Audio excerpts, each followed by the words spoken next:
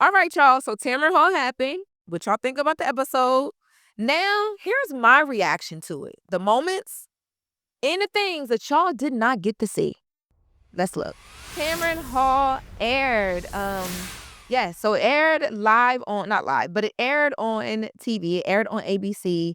And then after that, it also hit their YouTube channel. So you guys will be able to, go and check that out in full. But I definitely wanted to take some time to talk about it in full and like just react on my experience here on the latest with Lauren LoRosa. So the moment came about very organically. So, what's crazy? I had actually been working in like the publicist, like marketing space. So whenever I am without work, it's a natural thing for me to just be able to like help people build something or tell a story in some way. And they pay me for it. So that is how I was sufficing. When Breakfast Club wasn't able to pay me at the time and the guest hosting was happening and I was out of TMZ, just moved to the New York, had rent.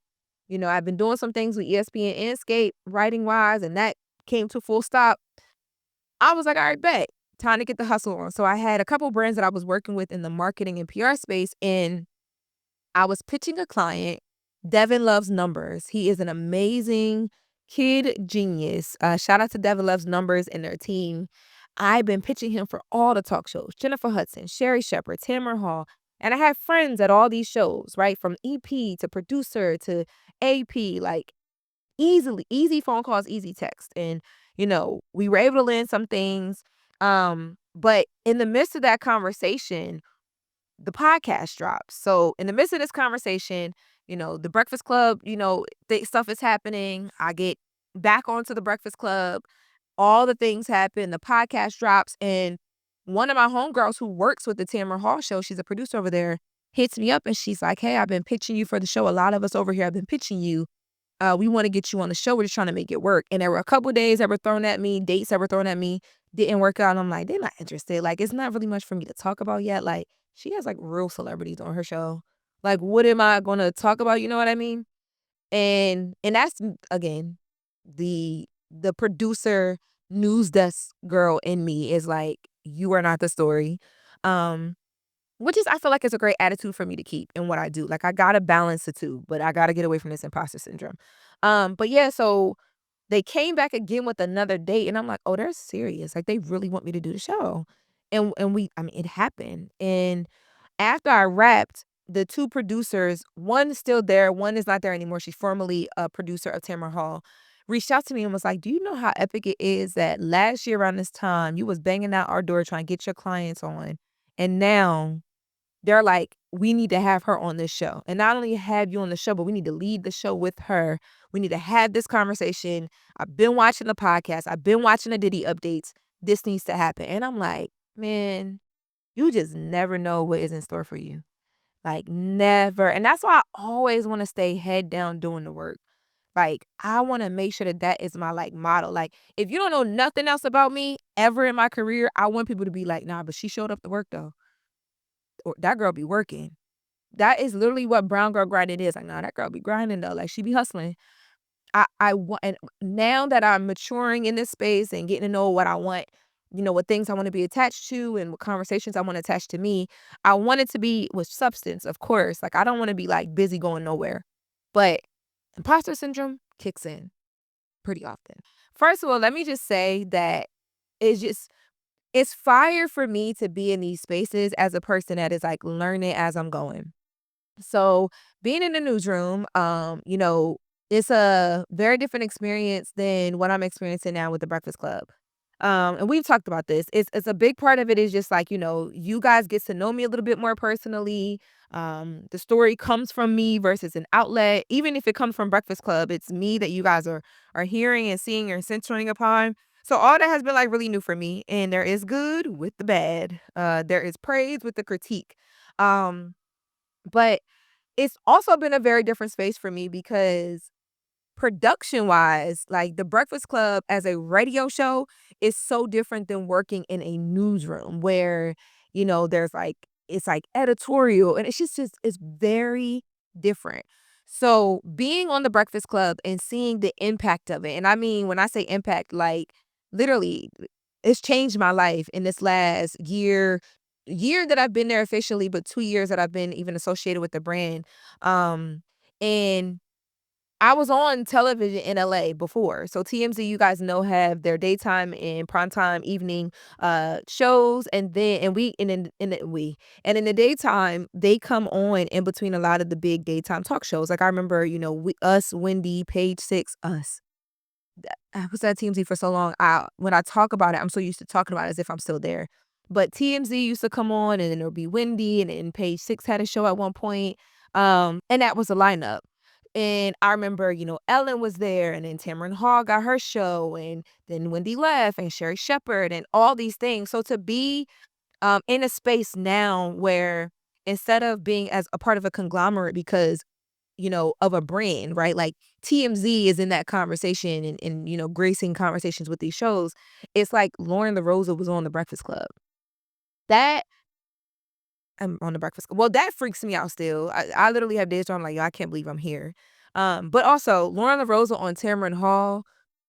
I'm just like, wait, what? I'm a guest on Tamron Hall. And the craziest thing is that, you know, my goal, I said this my first day on The Breakfast Club, that I wanted a show. Like, I want a show. I want people to learn me and get to know me and, my opinions. And, I was working on that with TMZ, but I started feeling like if I do this here, when I leave, I can't take it. They're not going to let me own it. God gave me the latest with Loren LoRosa, the podcast. And I remember doing the podcast, one of my biggest things was trying to figure out the video. And y'all know it has been a labor of love for us. I promised myself after I left Tamron Hall that I was going to post more of my videos. And we're consistent. Like, we're here, we're in the studio looks great, we're shooting, but it's been such a different journey being the only person sitting and talking, and like it's my opinion, my voice, that's it. Like, I don't have Charlamagne to bounce off of, or Envy, or Jess, or like anybody else. I'm not in live conversation with someone. Like, when I'm here, 98% of the time, every now and then we do have like guests, very rarely it's me. And I've always wanted a talk show to be able to do that. And then God gave it to me, and I was like, oh shoot, wait, guys. So you're saying like people are just gonna hear me like in this room? And I've had a little bit of imposter syndrome. So even with us uploading the videos, like when I finally get out of my own way and I upload them, they do so well. But a lot of the audience is always like, why you upload your video so late? And I'm like, y'all, it takes me a lot to just get to the point where I want to post it and want to deal with all of the like engagement, which is great. You guys are commenting, y'all are opinionated, y'all agree, y'all don't agree. It's great. But I don't know why it's just been a very different journey for me, because I've been asking for this for a while. So to be on Tamron Hall and to be there during a podcaster episode where she's literally talking to me about things that we've done on the podcast, mainly the Diddy trial, which was a big turning point for us and a big turning point for me independently. I think, being on the Breakfast Club, like I said, it elevated things, but the Diddy trial and, everything that has happened since then has been a very different world of like, it's just me. And that is very different. It's like night and day. It's also different than a newsroom because like, even if it's just your opinion and it's just your quick take, you speak it to an affiliate, you have research to back you up. You have editors, you have like, there's so much more that goes into it before the world gets all of this stuff. And I have to think like that for myself. Great thing to learn, because I was talking to Marseille Martin in DC at Howard, and we'll have that conversation here on the podcast. I'm gonna get it to you guys this week so you can hear it as well. And one of the things she was, talking about to the students, and honestly to me, I was listening, was just about, she uses her everyday experiences and her voice and things she likes, she doesn't like her trials, her errors, the hard time people give her, not crediting her for certain things because she's so young, and all the ups to create the content and to know even what type of people she wants to work with as she does it. And I was just listening to that, and then I went to Tamron Hall, and I'm like, girl, you got like, hello, like the the mic is on, sis. Like, is this thing on? The mic is on. 5 million downloads. Like, you gotta stop. You gotta wake up. Like, and I'm not asleep at the wheel, but when I say wake up, it's more like step into it. Like, you're not an imposter. You are here. You are driving this vehicle. The show is here. The people are tuned in. What you gonna do about it besides step up? and do what you say you're gonna do. And we're delivering our episodes daily, and everything is well on the audio side. But video, y'all, I've been like, Loren, you're gonna do better. You're gonna do better. And don't get me wrong, my audio listeners, I will always make sure I have audio only exclusives for you guys, my low riders on the audio side, because y'all been rocking with me since day one when we ain't had no video. So I'm gonna make sure I always do that. But being on Tamron Hall just really motivated me to want to like get this out there more, and also the video aspect, but also just to hone my skills. Like, I was watching her navigate throughout the conversation, and the first thing, when we sat down, she was just so personable. So we sat down, and the crowd is going, like, because mind you, like, they hype the crowd up before the show starts, but when you walk out, it's just you, the crowd, and her. And their reaction, like, we had to wait a second for people to calm down just for us to speak, and I'm like, "Man, like, all these people are here and excited for me?" Let's take a listen. Congratulations. Congratulations. So happy for you. So happy for you. Thank you. Thank you.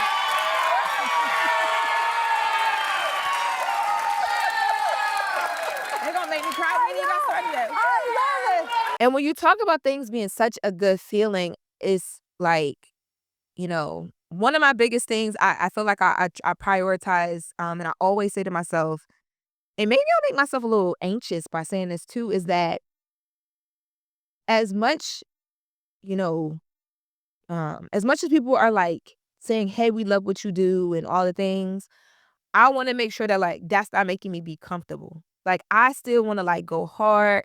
I still want to be inquisitive. I still want to show up trying to learn. I still want to, like, when I mess up, like, Loren, you messed up, you got to do better. Like, I just want to make sure that like now that people can see it and can hear it and it's tangible, this dream that I've had in my head for so long of like what I would be doing, how I would be doing it. It's literally like I'm waking up every single day, y'all, and I swear I'm doing exactly what I've always dreamed of doing, right? But because I'm here, I just want to make sure that like the quality stays here as well too. The quality of the work. Um so, I get emotional or got emotional there because, it's just take a little while. Like, I'm grateful every single day just to be able to pay my bills off of the things that I love to do. Because there was a point in time where I was working so many other jobs. I lived so many lives career-wise, just because I was waiting for entertainment to pay the bills.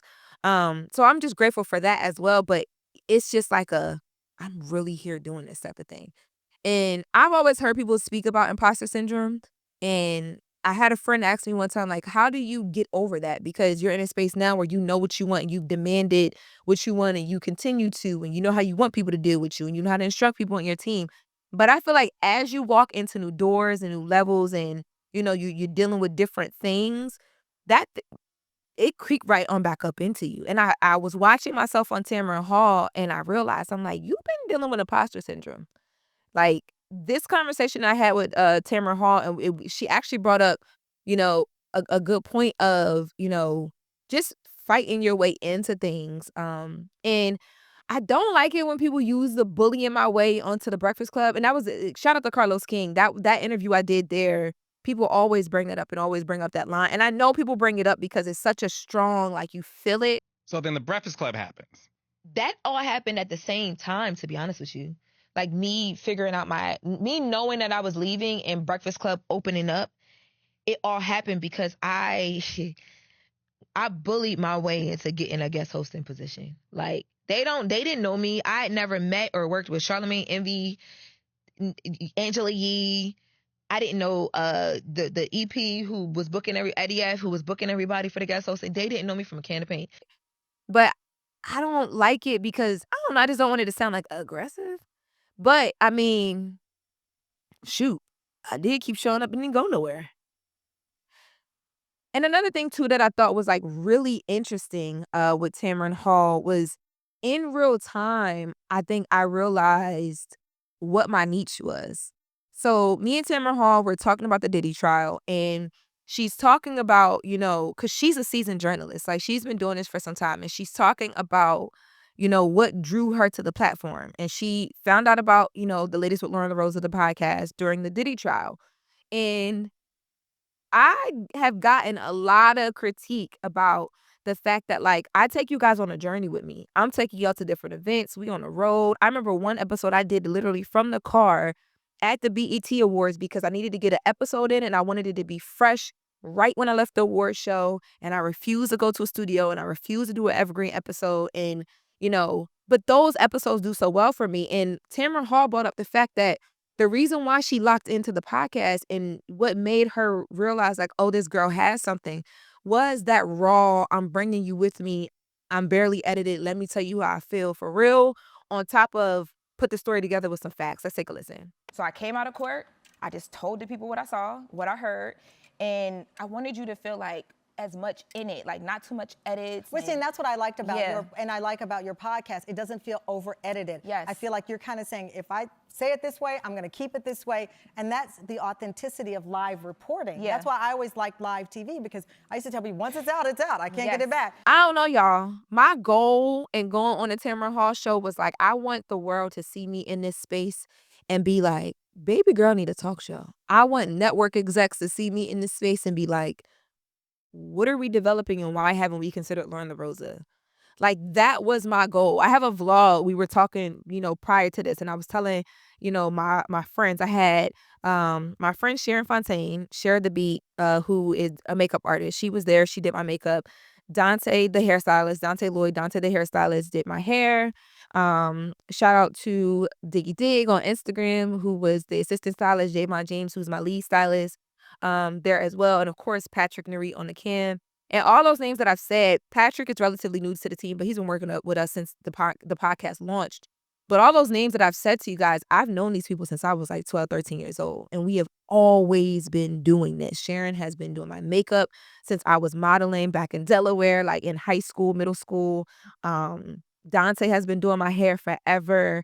I've known Diggy and Javon, and we worked together in the fashion space and always been putting together my outfits and my looks for different things and photo shoots. And I've been, a muse of theirs for some time. So to be backstage with them, number one, that was emotional for me as well, because it's such a big moment. It's like, yo, we've gone from it. And Javon James, who is my lead stylist, his mom was actually there with us as well. She came to see the show. And there's a moment in the vlog where she says, like, literally, I'm trying to get my words together to react after I filmed. And she says, I don't know what you're emotional for. We always knew this was going to happen. And that got me. Oh my God, I started bawling. Because it literally, like, I've always known that this was going to be what I was doing. So to see it happen, just watch. You break down. We did it. We are here. We ain't going nowhere. Well, we are going somewhere because we're going to keep going up. But, it's great to see your work pay off.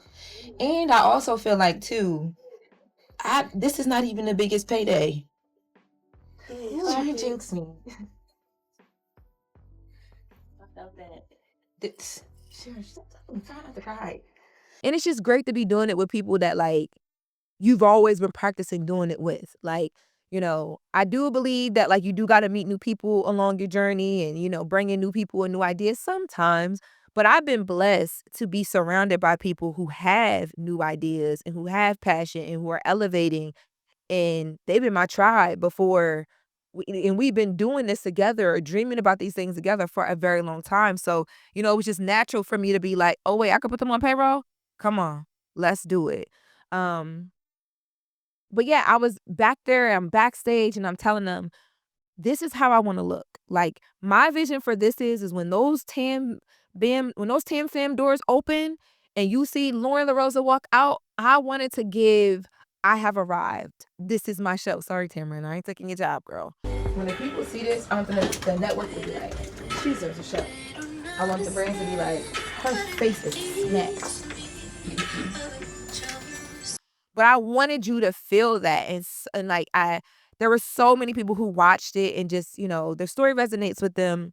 But also, I think, we accomplished that goal visually, which was, for me, it's like everything with purpose. Like, I don't want to be anywhere where I don't understand why I'm there in accordance to my purpose and my alignment from God. Like, ever. Like, no matter what I'm going through, whatever.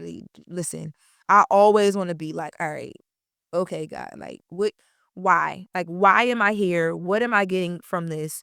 What is it that I say that prayer before I start anything. Like, God, I just want you to speak through me. I want people to see and feel you through me. Let's go. Like, you know what I mean? And whatever comes from this, whatever opportunity, I'm grateful for it already. And if nothing comes from it, I'm just grateful to be here and be in conversation. And I thank you for everything thus far. So that's always, one of the goals. And I think that we accomplished it. Now, there was one moment, I'm not gonna lie to y'all, that I was a bit nervous about because, I'm in the business of having the conversation. So I know that when I'm going to a show like a Tamron Hall or everywhere I've been this year, people have wanted to talk about the situation that went down, from Instagram Live to live on the Breakfast Club with me and Jess and the guys at the show. I was a bit nervous going into the moment, even though we had done the pre-interviews and all of that, just because when you're sitting down on that couch and the questions is coming, you can't control where a person's going to go. I know that because I'm a person who throws the questions at a person. Like, you know what I'm saying? And for me, I never intend to be malicious or to get your gotcha moment. Never intend for that. But you just never know. So when I was told that we would be talking about, everything that happened with us on the show and the big Instagram live happened with Jess, which is hilarious. I was like, oh my God. Here we go again. Tamron about to get another viral moment. I refuse. I'm like, she won't get it out of me. Will not happen. Which brings me to, I absolutely adore your relationship with Jess Hilarious. And I saw her at an event and I gave her a big hug because I said I loved how you both navigated those waters when she expressed in a very real way feeling unsupported on her maternity leave. And the fact that you talked about that on your podcast and that you guys did the funny video, the play on Monica and Brandy. The job is mine. I thought it was such a beautiful moment and a beautiful way to use your platform to talk about it. How did it feel for you? Well, in the beginning, it felt like, what is happening? It felt really out of control. And not out of control, like it couldn't be controlled, but I felt out of control.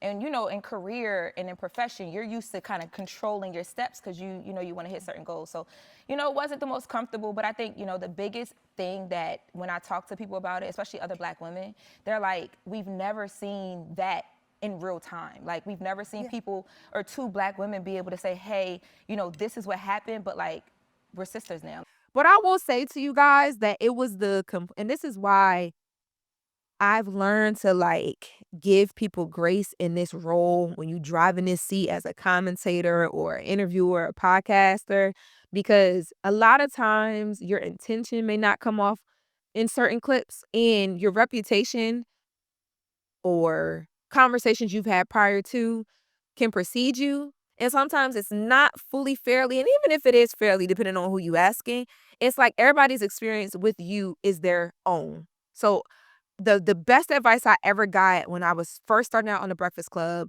Charlamagne and Envy said to me, you do great at interviews, but you got to come in with a clean slate. You got to give every celebrity that you sit down with a clean slate to have a conversation with you, remove your bias, bring in your opinion when needed, and you'll feel when the time is right, but the clean slate. And I went into this, it was like the opposite. It was like I wasn't interviewing Tamara, she was interviewing me. But I've learned to go into all these interviews, all these podcasts with a clean slate. And also knowing and being confident in my ability. Like, girl, you do this too. So, you know how to weave. Donald Trump said he'd be doing the weave. You know how to weave in and out and do what you need to do to, protect what you need to protect. And not even just protect, but to also just, the conversation is what it is. You say what you need to say, you move on. You know exactly how to do that. That is your day-to-day job. That is the latest with Loren LoRosa, okay? It was completely different than what I thought it was going to be, the conversation that we had on air. The conversation was actually it was very, I felt like she understood. I felt like she understood what it was like to be not even just a Black woman, but to be a woman in this space. And y'all probably be like, well, duh, Loren, she's a woman in this space. And I'm going to tell y'all now, I've had conversations with a lot of women in this space who I would not say I felt understood whatsoever. Not only did they not understand, but I feel like if I had taken advice from, some of the people that I had heard from during that time, and even now, I've learned how to I let people talk and I hear what they have to say, but I can't take everything to heart, and I can't take everything as, like, actionable items. Like, some things it's just like, "Okay, cool, thank you for that." You know what I'm saying? I don't let it stick on me, I don't let it weigh on me, and I don't follow everything that I'm told just because a person is in this space and has been doing things for a certain amount of time. But I did feel like she felt us. I felt like, with her background and, the history of her firing and, you know, there's been a lot of back and forth between her and taking jobs and, following up this woman and that woman. Like, I feel like she guided the conversation that way. And it made me feel like I could kind of relax a little bit. But I did find myself at times still making sure I overly explain certain things because I'm like, I don't want nothing to be taken the wrong way because this is the platform where it will happen. But that was a big lesson for me in your experience has to be yours. You can't let anything else predetermine what you are walking into because you walk into a room totally different than anyone else. Please let me know how you're feeling. Follow me on Instagram, Loren LoRosa. I give you guys that handle every episode, so you should know by now. But I want to know how you're feeling. I do want to play a bit more of some of the other podcasters that were on that day as well too, because I got to meet him, Steve Burns. Yes, I was backstage and we were waiting to go because I was top of the show, so I was the first segment, right? And I look up and I'm like, is that the guy from Blue's Clues? And we're all looking at him, and everybody wanted to say it, and everybody wanted to ask for a picture, but we were all nervous too. Because, sometimes when you meet, like, not kid, because he was a grown man, but he appealed to kids. He was a generational, like, talent that spoke to children. A lot of times when you meet people who, like, have worked in that space forever, and now years have passed and are doing other things, they don't wanna relive that. They don't wanna be known as just that. So I didn't wanna go up to him and be like, "Oh my God, Blue Schools, can we take a picture? Do you still have the T-shirt?" But he was cool, but I did ask. I did take a picture. I did ask before I took the picture, like, "Hey, is it good if we take a picture?"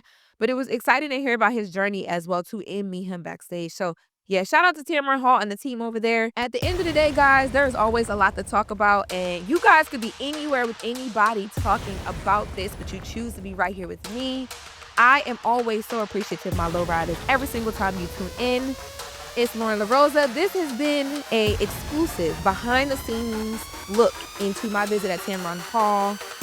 The latest with Loren LoRosa. I will catch you guys in my next episode.